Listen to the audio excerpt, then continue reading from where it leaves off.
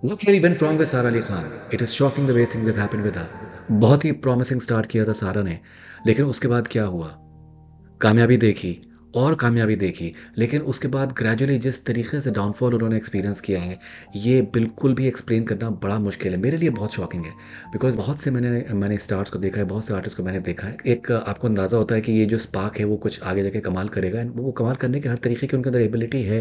Very, very highly educated, बहुत ज़्यादा sharp, intelligent, हाज़िर-जवाब हर तरीके से। लेकिन कोविड के बाद जिस तरीके का उनका एक लैक ऑफ कॉन्फिडेंस मुझे नज़र आया, कुछ हद तक ये जो एक स्टारडम होता है और बिग स्क्रीन एक्सपीरियंस और जो बड़े पर्दे पर जिस तरीके के परफॉर्मेंसेस पसंद किए जाते हैं, डांस परफॉर्मेंसेस पसंद किए जाते हैं, लाउड परफॉर्मेंसेस पसंद किए जाते हैं, I witness a certain struggle that she was experiencing. लेकिन फिर gradually she is almost out of circulation as well, which is very very strange. जब अनन्या ने जब शुरुआत किया था, तो अनन्या का ये था कि that Sara was someone who was expected to do much better than Ananya. लेकिन अनन्या ने सिंपली जो मेहनत करी है, जिस तरीके से उन्होंने स्लो एंड स्टेडी तरीके से उन्होंने जो ग्रोथ उन्होंने हासिल करी है, वो बिल्कुल भी मामूली नहीं है। बहुत ज़्यादा उनको ट्रोलिंग उन्होंने एक्सपीरियंस करी है, हर तरीके का उन्होंने ट्रोलिंग एक्सपीरियंस करी है। One more analogy that I can draw is Parineeti Chopra and Alia Bhatt. Parineeti was expected to be doing very well, sharp and witty and smart in every sense of the word. Alia का शुरू में हमें सबको याद है कि दैट शुरू में उन्होंने काफ़ी ट्रोलिंग एक्सपीरियंस करी थी, और जिस तरीके से उनको उनके जनरल नॉलेज को लेके जो उनके जोक्स होते थे।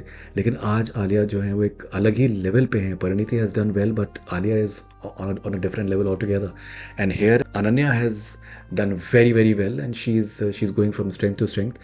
And सारा is literally struggling right now. जो उनका एक मीम जिस तरीके से उनके बारे में बन रहे हैं, और जो एक मतलब आजकल पार्ट टू का जो एक डायलॉग है, तो मुझे तंग करने लगे हो, जिस तरीके से उसके मीम्स बने हैं, वो भी एक तरीके का स्ट्रेंज है। And this is a very very unexpected turn of events. What really happened?